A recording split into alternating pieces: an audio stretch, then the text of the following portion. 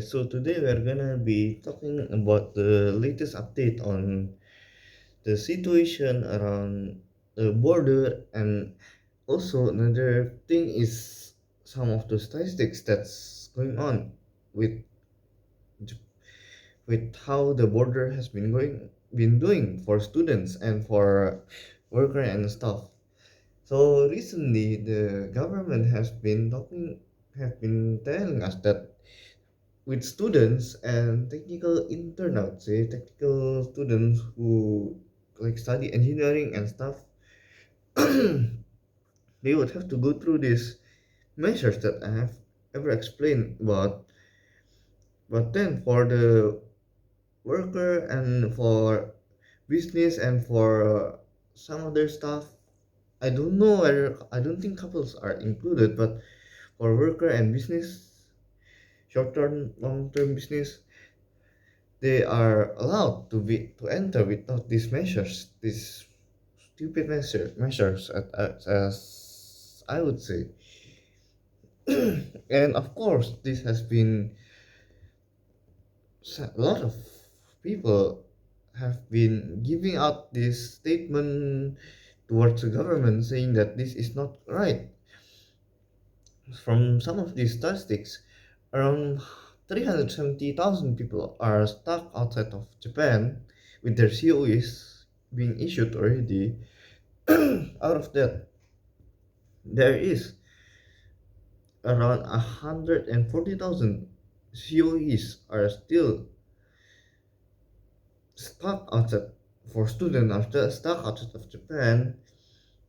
And from 140,000, from what the poll from the I think around 2,000 people voted on David's poll, it was around 7%. So if you take 7% by 140,000 for the November intake, and for December it will be around 7% too, around that.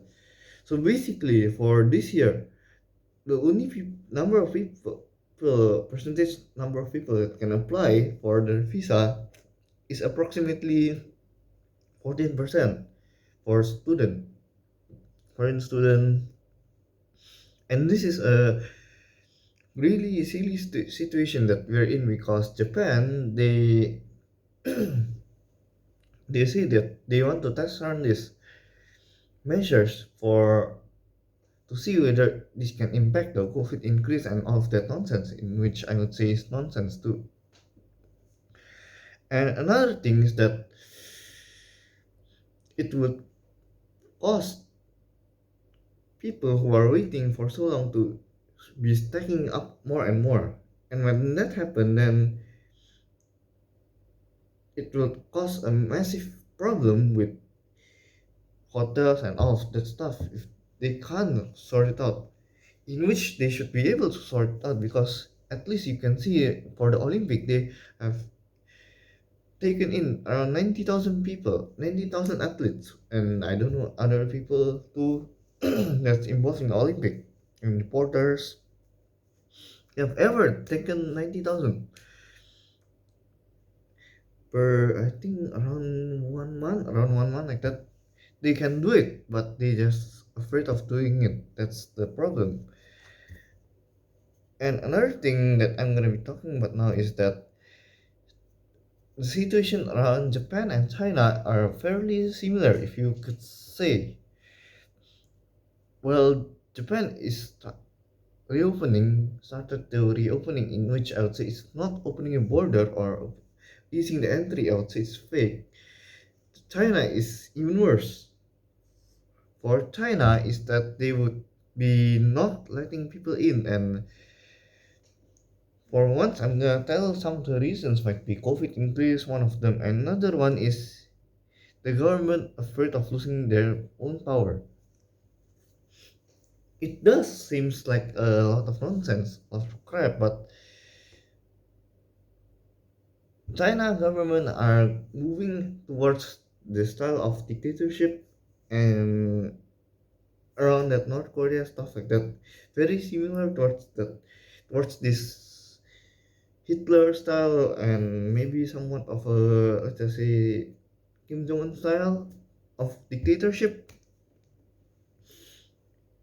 And the leader of China is trying to incorporate his way of thinking and look at foreigners, especially foreign countries, foreigners like that, to say that they're the one causing this problem and wanting to go to war and all of that stuff.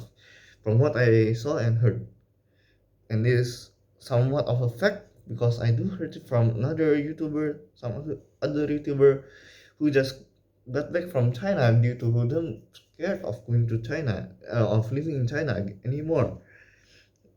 And for me, I think this is quite a worrying sign. Is Japan and China are,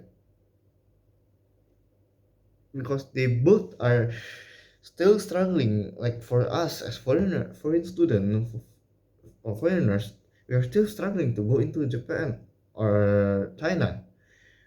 Japan added this one new rule that is a little confusing, as I would say, is that screening certificate, in which if your school apply and fail to get it, then you're basically fucked. You're not able to come into Japan until they open it without this screening certificate nonsense and all of that stuff.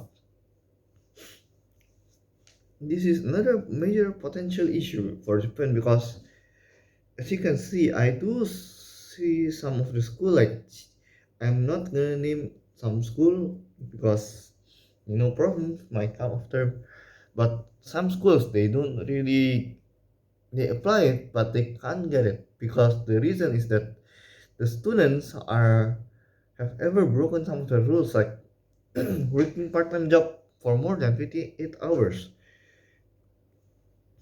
But then another thing is that this, if they break it they can just be deported. Like it's normal. It's, I don't think it should be somewhat of a big problem that they would ban this school to get their certificate for students to apply, since the students have already applied to through a school, which means that the school are responsible to go through this visa application and all of the stuff. But then it should not be affecting the student to apply for their own visa, student visa. That's the reality.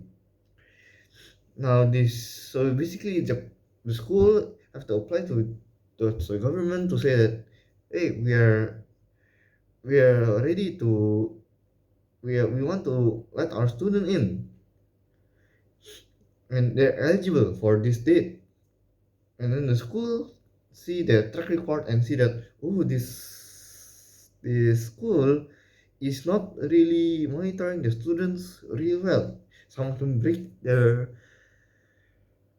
rules of 28 hours of part-time and all of this nonsense. So now the students who is waiting for 1 year, 2 years, they can't get it. They can't really get in. So it becomes a much more problem. So what would they do? Some of them would say they would change their school, which is becoming more of a, I would say more of a problem because they have to restart everything again, restart more of most of the process again and all of that, and it will be take time consuming too at the same time. So this screening certificate is somewhat of a joke, but what can we do? So then China and Japan are in a very similar position, in which Japan has lied to us. Of course, they really lied to us by saying they are easing their entry. It's really causing lots of mass depression, I would say. Well, China is, China, the leader are, they are not democratic. If you say that China is a democratic country, they are not. They are never a democratic country, and if you look at the outlook, they are not a democratic country at all. In fact, they are very closed, but they are a little bit, I would say, fakingly open, like that, fakingly say we are the best country, like that, we will let you in, but in reality, they just don't really want you in, to be honest. And one of the other thing that I want to tell to some of this China student, for instance, who want to come to China is be careful.